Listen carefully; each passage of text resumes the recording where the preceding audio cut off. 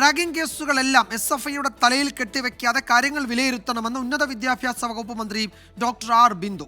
രാഷ്ട്രീയമില്ലാത്ത കോളേജിലെ റാഗിങ്ങിലും SFI പഴികേട്ടു.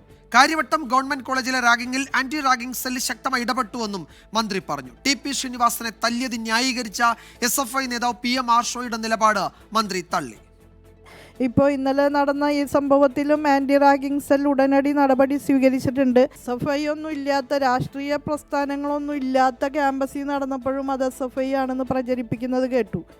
അത് വസ്തുതാപരമായിട്ട് പരിശോധിക്കണം, അല്ലാതെ ഏതെങ്കിലും ഒരു സംഘടനയുടെ തലയിൽ കെട്ടിവെക്കുകയല്ല.